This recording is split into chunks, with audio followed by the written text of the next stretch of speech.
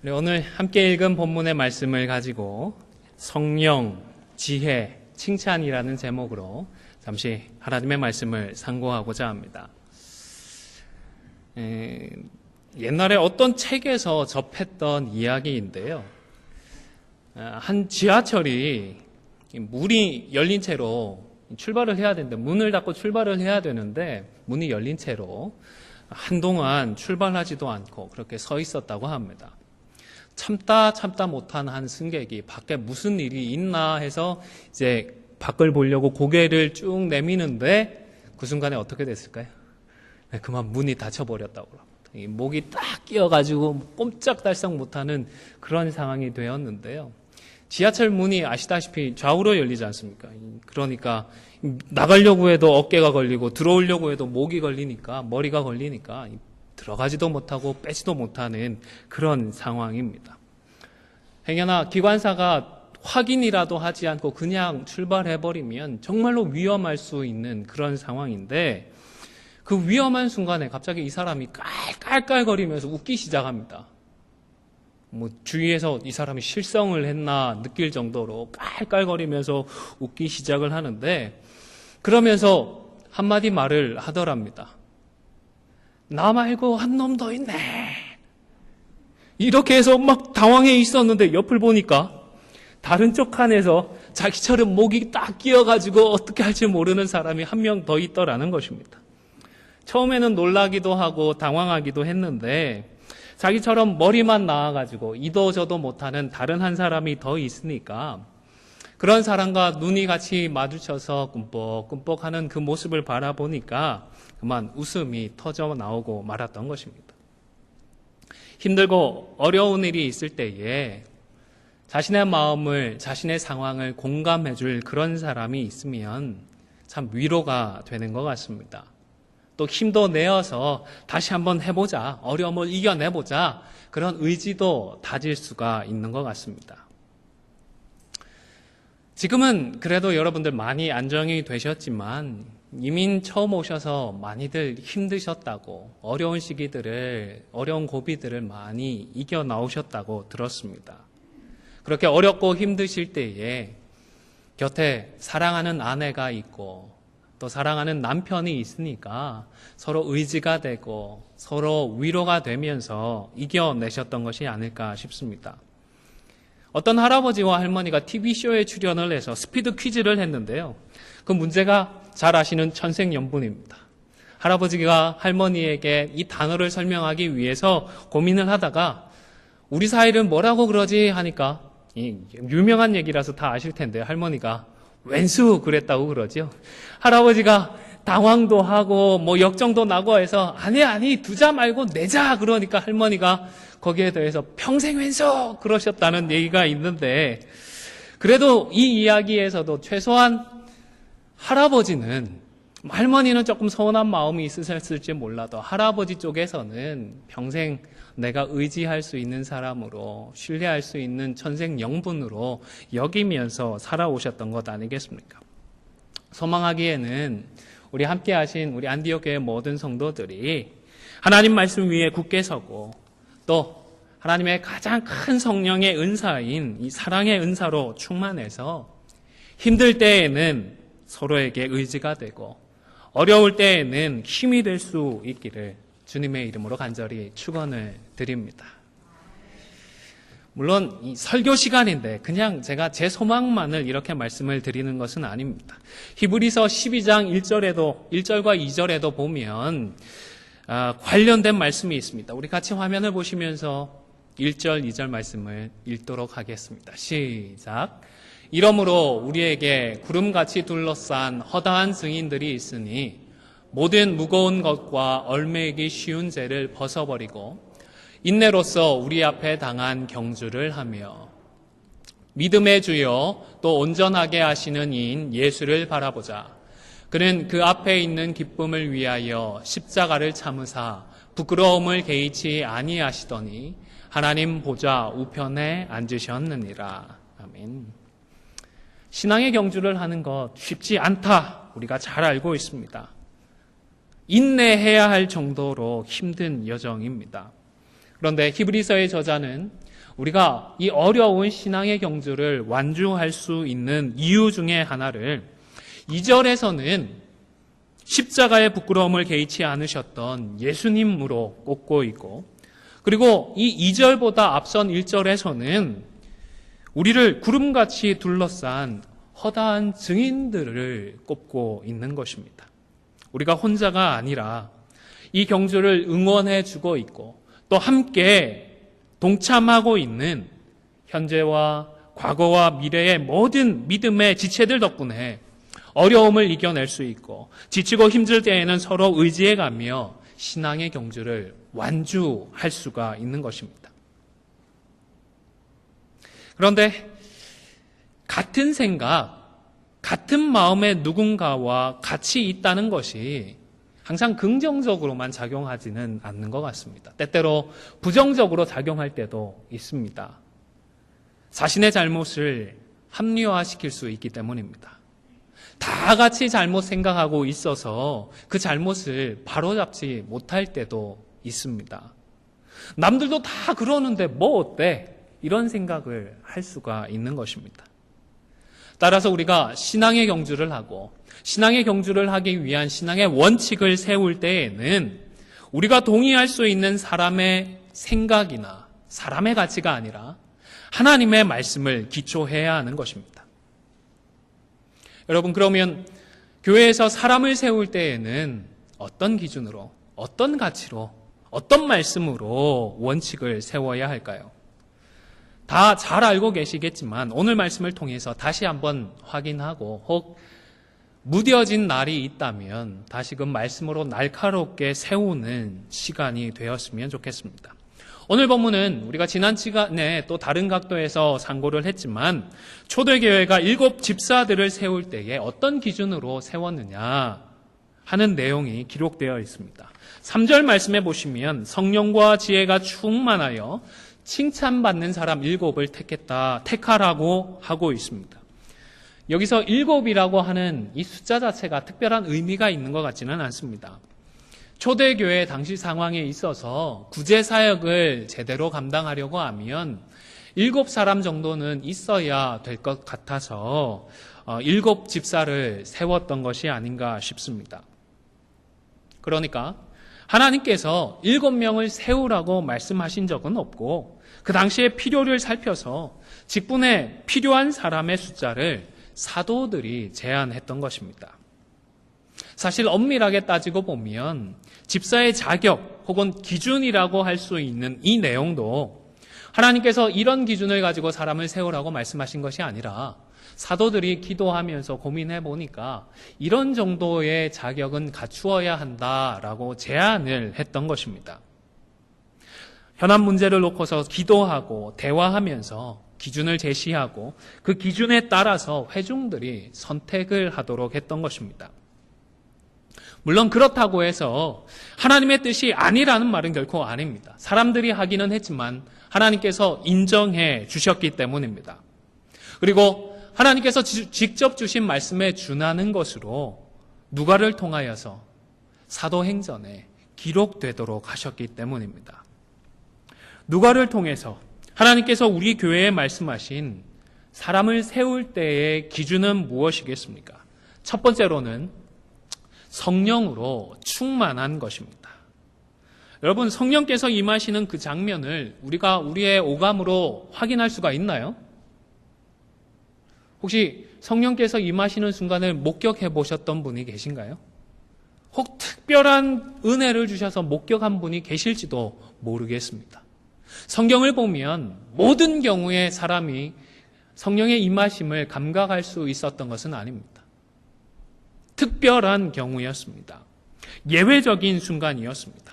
예수님께서 요단강에서 세례를 받으실 때에 성령께서 하늘로부터 비둘기같이 임하시는 모습이 보였고 또 오순절에 불의 혀에 갈라지는 그런 형상으로 성령께서 임하셨던 특별한 경우들이 있습니다.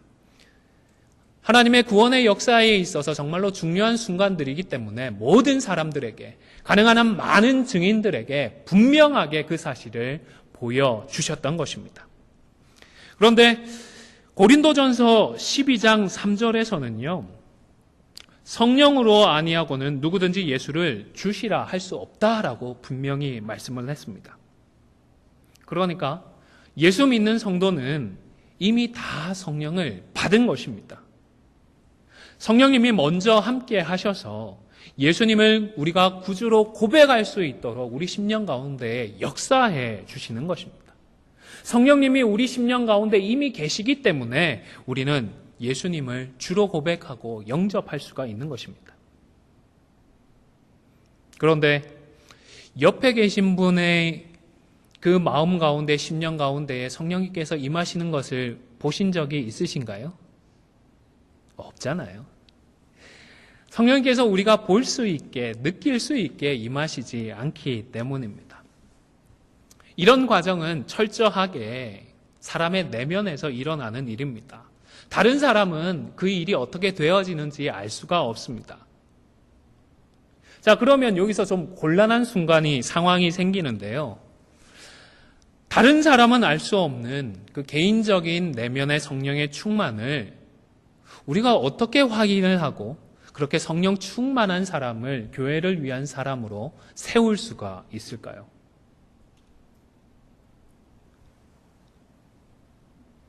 우리가 그분의 심령 가운데 성령으로 충만한지 안 한지 직접적으로 그것을 보거나 듣거나 느낄 수는 없지만 그분의 삶 가운데에 성령의 은사들이 있고 성령의 충만한 열매들이 맺히는 것을 보면서 어느 정도는 알 수가 있습니다. 갈라디아서 5장에 보면 성령의 열매들이 몇 가지가 나오죠? 9가지 열매들이 나타납니다. 누군가의 말과 행동에서 성령의 열매인 사랑이 넘치고 성령의 열매인 양선이 나타나고 성령의 열매인 온유함과 절제함들이 나타난다면 이런 성령의 열매들을 통하여서 이분은 성령 충만한 분이구나 우리가 확인을 할 수가 있는 것입니다. 성령 충만하다고 할 때에 이 충만하다라는 단어는 가득 차다, 가득 채워지다라는 그런 의미입니다. 우리 한글 성경에서는 충만이라고 다 똑같이 번역을 했는데 헬라어 성경에는 3가지 종류의 다른 단어들이 사용이 되고 있습니다. 그래서 이 3단어의 의미를 모두 구분해서 이해하시는 분들도 있는데요. 의미상으로 2종류 정도로만 구분하는 것이 훨씬 지혜로울 것 같습니다. 성령에 충만케 하시는 주권적인 역사를 표현하는 단어와 그리고 성령 충만한 상태의 지속성을 강조하는 그런 단어들로 구분을 하는 것입니다. 하나님께서 주권적으로 역사하시는 충만은 우리가 전혀 관여할 수가 없습니다. 누구에게 충만하게 역사해 주실지, 누구에게 충만함을 허락해 주실지 관여할 수도 또 조절할 수도 없는 것입니다. 하나님의 뜻에만 달린 일입니다. 그런데 2번째 경우에 있어서 성령 충만한 상태의 지속과 관련된 경우에 있어서는 우리에게도 책임이 있습니다. 성령님의 인도하심에 거스리지 않고 그리고 순종할 책임이 있는 것입니다. 그 인도하심에 순종할 때에 우리의 삶에 있어서 다양한 성령의 열매들이 맺히는 것입니다. 오늘 본문 3절에 나타나 있는 이 충만이라고 하는 단어도 2번째 이 상태의 지속과 관련된 단어입니다. 그러니까 주의 일을 감당하는 사람은 자신의 생각이나 자신의 뜻을 고집하는 것이 아니라 철저하게 성령의 소욕에 순종함으로 성령의 아름다운 열매들을 삶에서 맺어가야 하는 사람이라는 것입니다. 그런데 여기서 한 가지 더 생각해 보아야 할 것은 그 열매들을 얼마나 풍성하게 맺혀야 성령 충만하다 평가할 수 있을까요? 얼마나 아름다운 열매를 맺어야 충만하다고 우리가 인정할 수 있을까요? 충만이라는 이 단어는 상태의 지속을 의미한다라고 했습니다. 우리가 과일나무를 생각할 때에 거름도 잘 주고 관리도 잘해서 어떤 경우에는 폭발적으로 열매를 맺히는 경우도 있습니다. 그러나 그렇게 많지는 않더라도 꾸준하게 열매를 맺어 나가는 그런 나무도 살아있는 나무입니다. 생명력으로 충만한 나무인 것입니다. 우리 성도의 삶 역시 비슷하지 않을까 생각을 합니다. 어떤 분에게 있어서는 성령의 열매들이 폭발적으로 맺히기도 할 것입니다.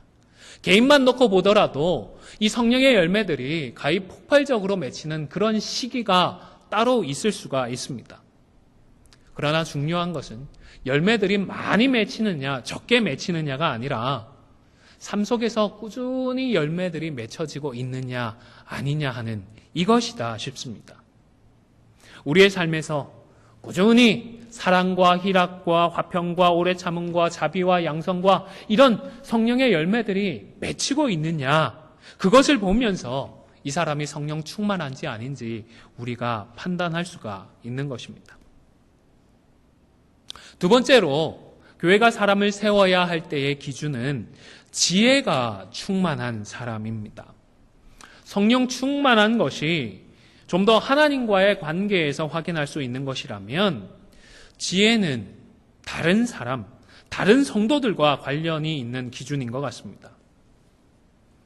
우리에게는 66권의 성경이 있습니다. 그렇기 때문에 이것은 하나님의 뜻이고 저것은 하나님의 뜻이 아니다. 분명하게 딱 부러지게 말을 하기 쉽습니다.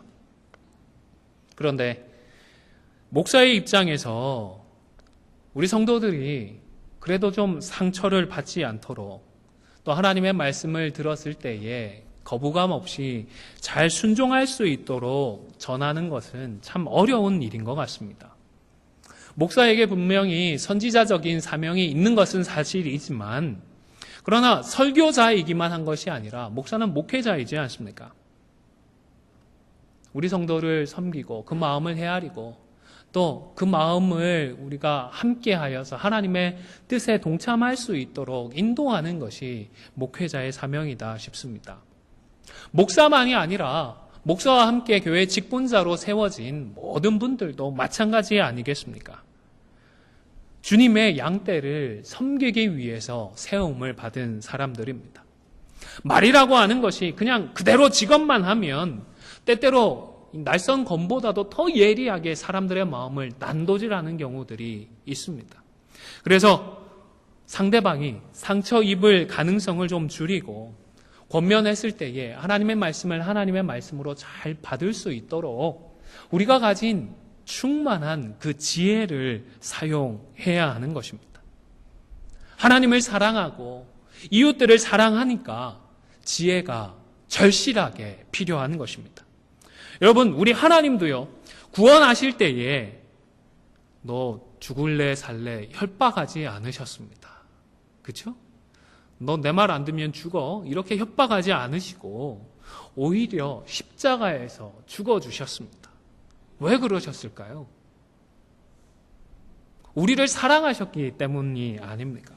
우리를 사랑해서 우리를 배려해 주셨습니다. 하나님이 생각하신 그 구원을 우리가 우리의 마음에서부터 인정하고 받아들일 수 있도록 우리 주님이 십자가를 져 주셨던 것입니다. 그래서 십자가는 우리에게 드러나 있는 하나님의 그 지혜의 결정판이라고 할 수가 있습니다.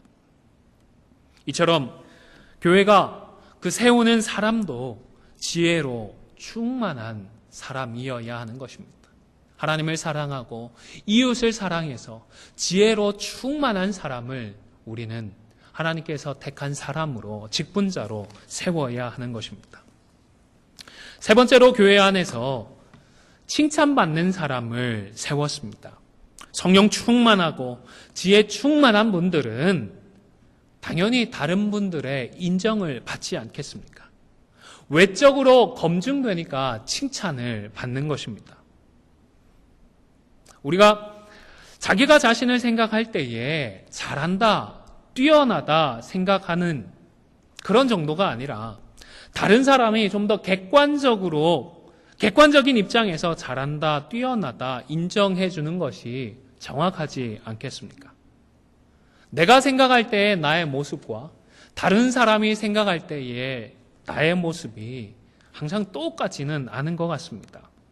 저만 해도요, 제가 생각하는 저랑 아내가 생각하는 저의 모습이 다를 때가 있는 것 같습니다. 어떤 경우에는 내가 그 정도밖에 안 돼 싶기도 하고, 또 어떤 경우에는 내가 그 정도나 돼 싶기도 합니다. 내가 생각하는 나의 모습, 객관적이지 않을 가능성이 있습니다. 나의 성령 충만함, 나의 지혜의 충만함이 아니라 다른 성도들이 바라보고 인정해주는 좀 더 객관적인 검증이 바로 이 칭찬을 통하여서 드러나고 있는 것입니다. 여러분 꼭 기억해 주십시오. 교회가 사람을 세울 때의 가장 기본적인 기준 세 가지는요. 첫 번째가 무엇이죠? 성령 충만입니다. 두 번째는요. 지혜 충만입니다. 세 번째로는요. 칭찬받는 사람인 것입니다. 이번에 우리는 교회 가운데에 권사님들을 세우고자 합니다. 초대교회 가운데에 7 집사가 필요했던 것처럼 우리 교회도 목사와 장로만으로 다 감당할 수 없는 그런 사역들을, 소중한 사역들을 위하여서 권사님들을 세우고자 합니다. 우리 교회는 정관이 있어서 정관에 따라서 많은 일들을 감당하게 되는데, 정관에는 권사 후보의 자격과 선거에 대한 조항은 있지만 권사님들의 직무에 대한 구체적인 언급은 없었습니다. 그래서 참고하시라고 제가 속한 교단 헌법에 기록되어 있는 권사의 직무를 잠시 인용을 하려고 합니다. 다른 장로 교단들도 아마 대동소이할 것 같습니다. 저희 교단에, 제가 속한 교단의 경우에는 권사의 직무가 이렇게 기록되어 있습니다.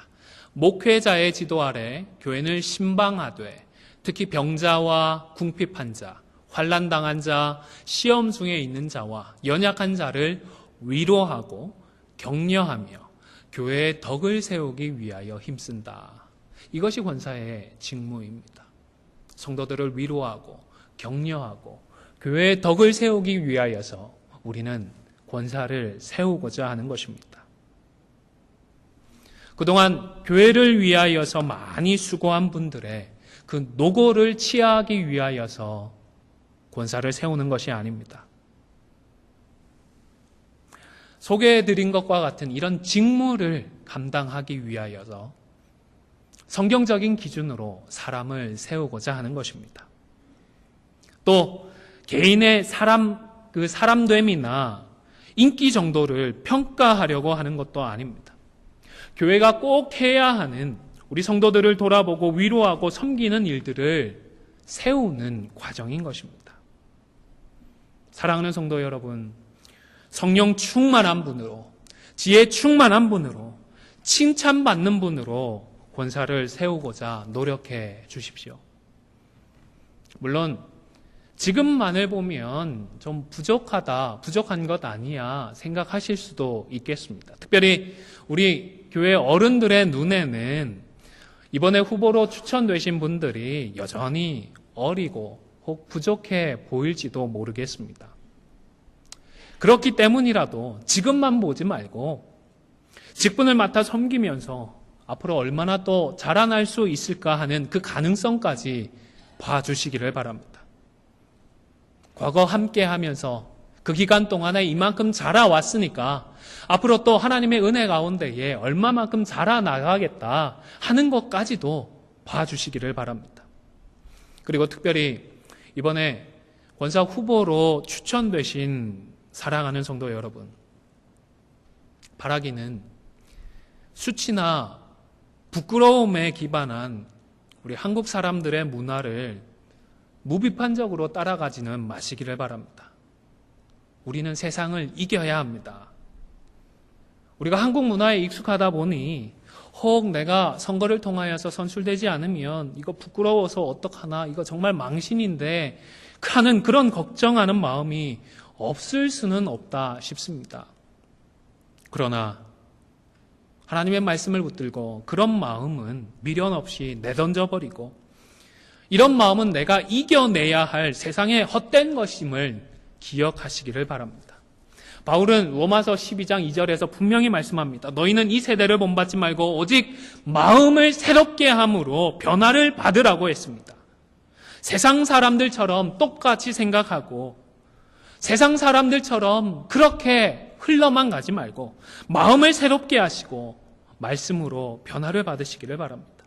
하나님의 말씀을 하나님의 말씀으로 인정하시면 우리의 마음도 변할 수가 있습니다. 세상 사람들과 달리 우리가 정말 부끄러워해야 할 것은 따로 있습니다.